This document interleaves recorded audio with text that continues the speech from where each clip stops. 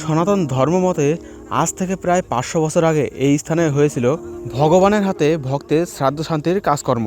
সেদিন ভক্ত গোবিন্দ ঘোষের দেহাবসানের পরে স্বয়ং ভগবান গোপীনাথ বেশে এই স্থানে এসে এই কার্য সম্পন্ন করেছিলেন। দিনটি ছিল কৃষ্ণ একাদশী। প্রথম দিন শ্রাদ্ধের কাজ, তারপরের দিন চিরাভোগ, তারপরের দিন অন্নভোগ। সেই থেকে শুরু। আজও সেই প্রথাকে মান্যতা দিয়ে আজও ভগবানের ডাকে সাড়া দিয়ে দূর দূরান্ত থেকে বহু ভক্তরা এখানে আসেন স্বয়ং পাথরে বেশে গোপীনাথের হাতে গোবিন্দ ঘোষের শ্রাদ্ধর কাজকর্ম সম্পন্ন করান এবং নিজেরা মেতে ওঠেন এক অন্যরকম উৎসব আনন্দে। এবছরও অর্থাৎ ইংরেজি 2026-এও শুরু হচ্ছে সেই কাজকর্ম। আগামী শনিবার অর্থাৎ 14ই মার্চ, বাংলা 29শে ফাল্গুন পড়ছে এই কৃষ্ণ একাদশীর তিথি। ওই দিনই এখানে গোবিন্দ ঘোষের শ্রাদ্ধের কাজকর্ম হবে, যদিও মেলা তার আগের দিন থেকেই শুরু হয়ে যাবে। ওই দিন শ্রাদ্ধের কাজকর্ম সম্পন্ন করার পরদিনই হবে চিরেভোগ এবং তারপরের দিন এখানে হবে অন্নভোগ, যা প্রধানত গোবিন্দ ঘোষকে উৎসর্গ করেই করা হবে। এই উদ্দেশ্যে প্রতি বছরই লক্ষাধিক পুণ্যার্থী জড়ো হয় এই গোপীনাথ মন্দির প্রাঙ্গণে এবং গোবিন্দ ঘোষের সমাধি মন্দির প্রাঙ্গণে বসে বিরাট মেলা। অনেকে বলেন লক্ষাধিক নয়, প্রায় কয়েক লক্ষ লোকের আগমন হয় মেলার এই দিনগুলিতে এখানে। এই বছর মেলা আর দিন দুয়েকের মধ্যেই। এর আগে মেলার শেষ মুহূর্তের প্রস্তুতি খতিয়ে দেখার জন্য আমি আজও গেছিলাম এই অগ্রদ্বীপের গোপীনাথ মন্দির প্রাঙ্গণে এবং গোবিন্দ ঘোষের সমাধি মন্দির প্রাঙ্গণে।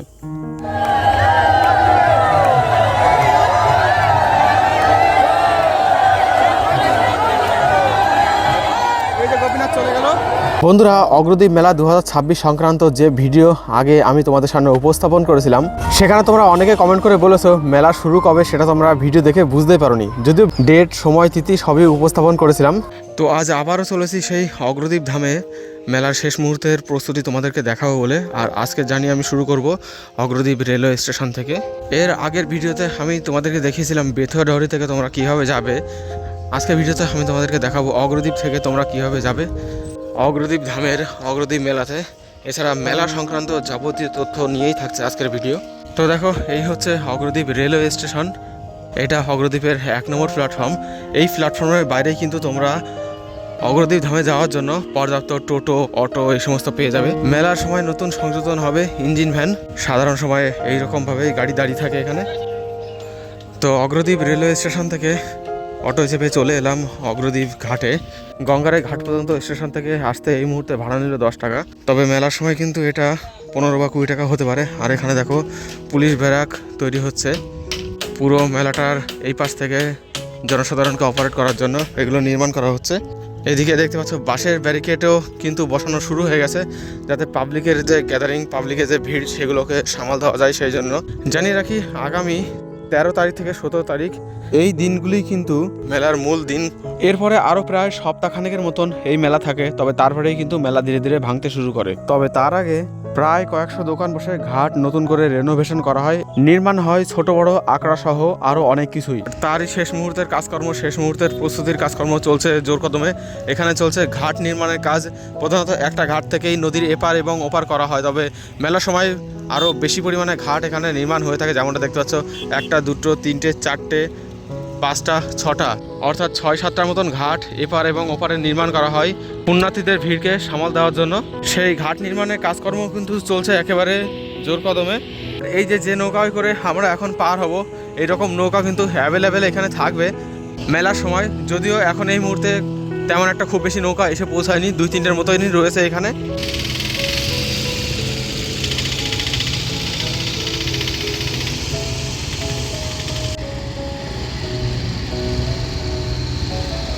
যাই হোক, আমি এখন এই নদীতে এই গঙ্গা পার করে চলে যাব ওপারে অগ্রদ্বীপ ধামে, যেখানে বসে অগ্রদ্বীপের মেলা। বাই দ্য ওয়ে, জানিয়ে রাখি, গঙ্গার পুরো প্রান্ত অবস্থিত হলেও অগ্রদ্বীপ কিন্তু বর্ধমান জেলার মধ্যে।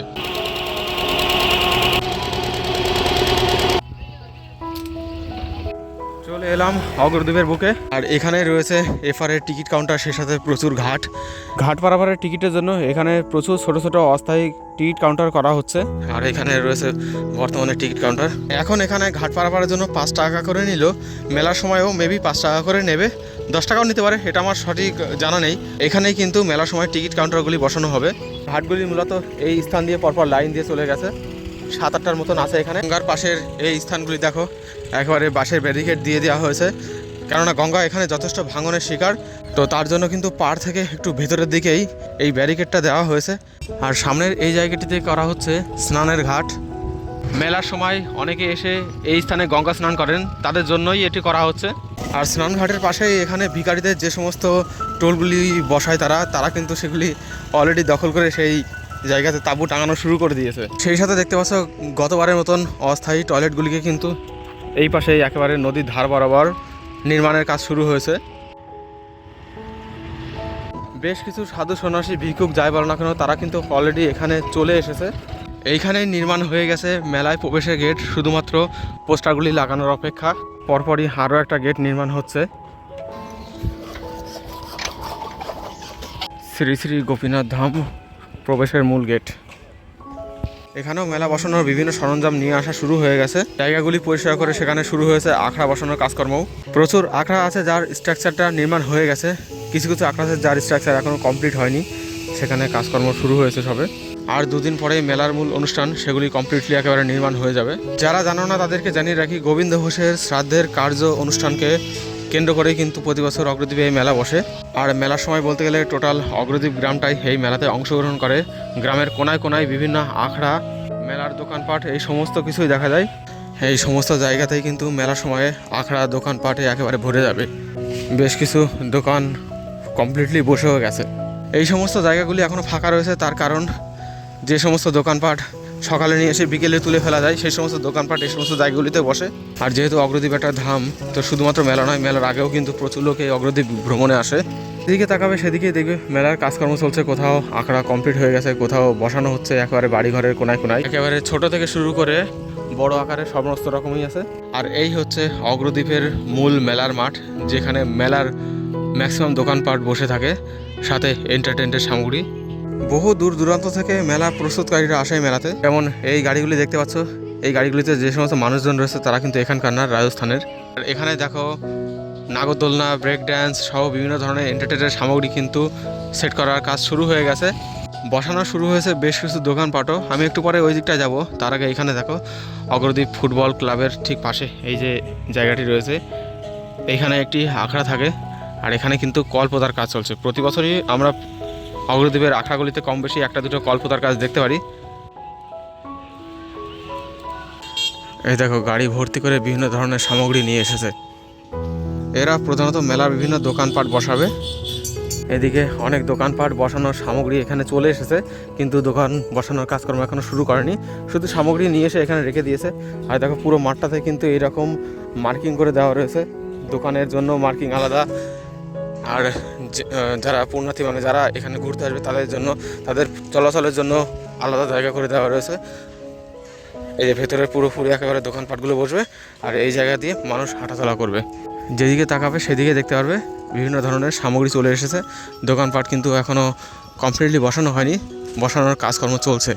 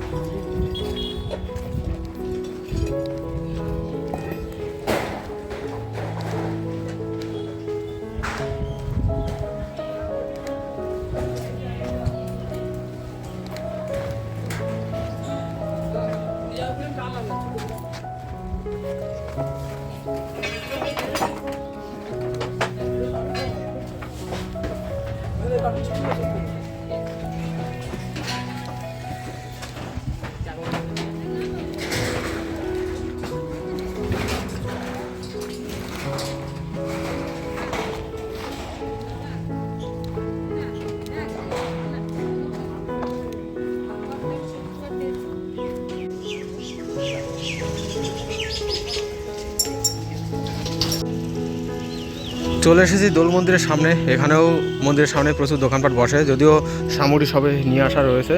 এখানে এখনও সেইভাবে সেটিং হয়নি, দোকানপাট পুরোপুরি হবে। দেখতে পাচ্ছ শুধু সামগ্রী নিয়ে এসে রাখা রয়েছে। কিছু কিছু দোকানপাট বসানোর কাজকর্ম চলছে, বাকিগুলি কালকের মধ্যেই বসানো কমপ্লিট হয়ে যাবে মেবি। আর এখান থেকে যত গোপীনাথ মন্দিরের দিকে তোমরা এগোবে তত দেখতে পারবে মেলার শেষ মুহূর্তের প্রস্তুতি কিন্তু চলছে একেবারে জোর কদমে।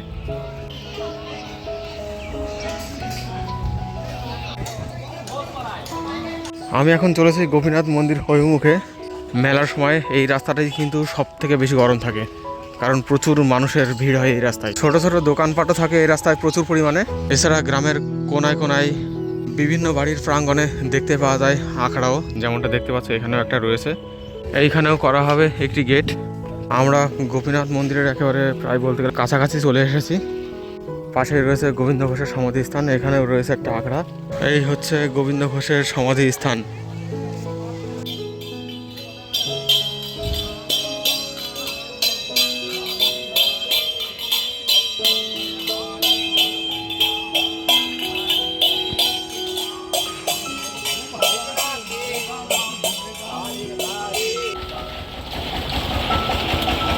এর আগের দিন যখন এসেছিলাম তখন কিন্তু এই তমাল গাছে একেবারে গুড়ি গুড়ি পাতা ছিল। আজ কিন্তু দেখতে পাচ্ছি একেবারে সবুজ সুফলা শস্য শ্যামলা হয়ে গেছে। আর গোবিন্দ ঘোষের সমাধি মন্দিরের সামনে এখানে ব্যারিকেড দেওয়ার কাজ চলছে এখন। প্রধানত এই ব্যারিকেডের মধ্যে দিয়েই পাথরের গোপীনাথকে নিয়ে যাওয়া হয় গোবিন্দ ঘোষের সমাধি মন্দিরে গোবিন্দ ঘোষের শ্রাদ্ধ কার্য সম্পন্ন করার জন্য। আর ঠিক অপোজিট সাইডেই এখানে রয়েছে গোপীনাথ মন্দির। এর সামনেও কিন্তু দেখতে পাচ্ছ পুরো এলাকাটা একেবারে বাঁশের প্যান্ডেল করা কমপ্লিট হয়ে গেছে, শুধুমাত্র উপরে শেড দেওয়াটা বাকি আছে। আর এখানে যে তুলসী মঞ্চটা ছিল সেটা কিন্তু ভেঙে ফেলা হয়েছে। এই তুলসী মঞ্চটা একেবারে নতুন বানানো হয়েছে। এই পাশটা দেখতে পাচ্ছ বেশ বড় আকারে। তো গোপীনাথ মন্দিরের সামনে যে তুলসী মঞ্চটা আগে তোমরা দেখতে, এবার আসলে কিন্তু সেই তুলসী মঞ্চ তোমরা আর দেখতে পারবে না, কারণ তুলসী মঞ্চটাকে এবার সরিয়ে নিয়ে যাওয়া হয়েছে পাশে। একেবারে নতুন এবং বড় আকারে বানানো হয়েছে এখানে। এবং এখানে এই তুলসী মঞ্চ ভাঙার শেষ মুহূর্তের কাজকর্ম চলছে।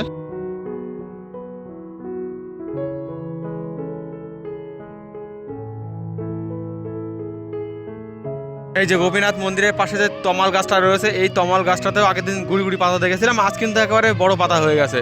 বর্তমানে পুরো জায়গাটা একেবারে ছায়াময় হয়ে গেছে। আর এখানে দেখতে পাচ্ছ পুজো দেওয়ার জন্য যে লাইন হয়, সেই লাইনের ব্যারিকেডের বাঁশ কিন্তু পোতা হয়েছে।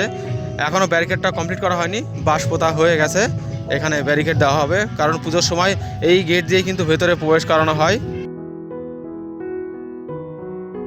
আর গোপীনাথ মন্দিরের ঠিক এই পাশেই এখানে বেশ কয়েকটি আখড়া থাকে, প্রায় 5-6টা হবে, আমি সঠিক জানি না কতগুলো থাকে। তো এই আখড়াগুলিতে কিন্তু শেষ মুহূর্তে কাজকর্ম চলছে, প্যান্ডেল নির্মাণের কাজকর্ম, বাঁশ বাঁধা হচ্ছে আর উচ্চস্বরে গানও বাজছে এখানে। মানে বুঝতে পারছো উৎসব কিন্তু শুরু হয়ে গেছে এখানে। যদিও মূল উৎসবের দিন কিন্তু এইরকম গান নয়, এখানে হরিনাম সংকীর্তন হবে। তো গোপীনাথ মন্দিরের সামনে থেকে আবারও চলেছি যেখানে গোবিন্দ ঘোষের সমাধি মন্দির রয়েছে, সেই দিকে পেছনের কিছু আখড়ার দৃশ্য তোমাদেরকে দেখাবো। এই জায়গাটিতেও দেখো গোপীনাথ মন্দিরের পাশে এই জায়গাগুলিকে একেবারে সম্পূর্ণরূপে পরিষ্কার করা হয়েছে এবং কিছু কিছু এখনও পরিষ্কার করার কাজকর্ম চলছে, দেখতেই পাচ্ছ এখানে কিন্তু একেবারে পরিষ্কার করে এখানেই বসানো হবে আখড়া।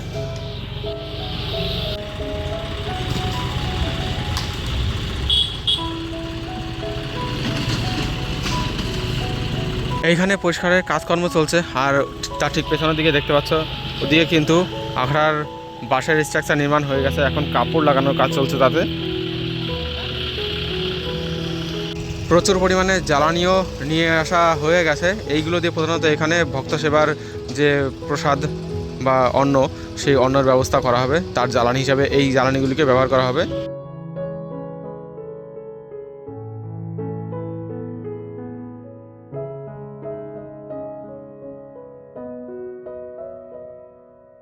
তো আবারও জানিয়ে রাখি, আগামী 13ই মার্চ থেকে 17ই মার্চ অগ্রদ্বীপের মেলা অনুষ্ঠিত হবে। তবে 14ই মার্চই রয়েছে এখানে গোবিন্দ ঘোষের শ্রাদ্ধ কাজকর্ম, ওই দিনে এখানে সম্পন্ন করানো হবে। তো গোবিন্দ ঘোষের শ্রাদ্ধের কাজকর্ম দেখতে হলে কিন্তু আপনাদের 13ই মার্চ রাতের মধ্যেই কিন্তু চলে আসতে হবে এখানে। সকাল সকাল আপনারা 14ই মার্চ এখানে গোবিন্দ ঘোষের যে শ্রাদ্ধের কাজকর্ম কিছু দর্শন করতে পারবেন। 14ই মার্চ অর্থাৎ 29শে ফাল্গুন সকাল 6টা 8-এর সময় কিন্তু কৃষ্ণ একাদশী শুরু হচ্ছে। আর এই কৃষ্ণ একাদশীতেই গোবিন্দ ঘোষের শ্রাদ্ধ কার্য সম্পন্ন হয়। আশা করি মেলার তারিখ সংক্রান্ত সমস্ত কনফিউশন তোমাদের থেকে আমি দূর করতে পেরেছি।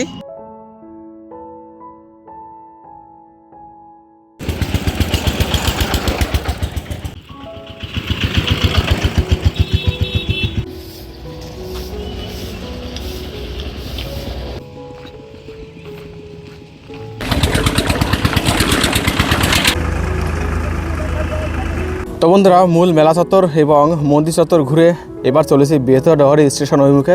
আর আমার পেছনে দেখো এই যে গেটটি করা হয়েছে, এটা বেথুয়া ডহরির দিক থেকে আসলে তোমরা এই গেট দিয়েই প্রবেশ করে ভেতরে। তো তোমাদেরকে পুনরায় আবার রিপিট করলাম এই মেলার ডেট এবং যাবতীয় তথ্য।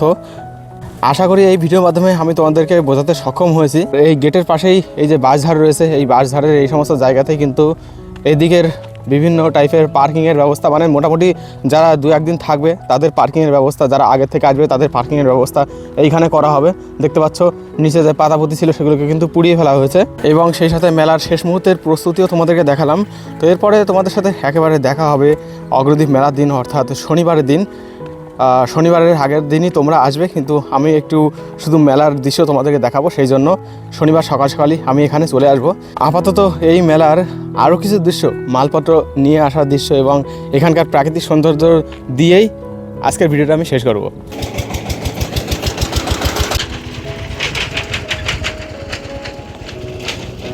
একটা জিনিস তোমাদেরকে বারবার দেখিয়ে দিতে চাই, নদিয়ার দিক থেকে বর্ধমানের অগ্রদ্বীপে প্রবেশের এই অগ্রদ্বীপ মেলার রাস্তা, এর অবস্থা কিন্তু খুবই খারাপ। তো তোমরা কিন্তু এই ব্যাপারটা অবশ্যই মাথায় রেখে তবে কিন্তু এই অগ্রদ্বীপের মেলাতে আসবে। বিশেষ করে অগ্রদ্বীপ গ্রামের প্রবেশের মুখের এই রাস্তার অবস্থা কিন্তু ভীষণই খারাপ।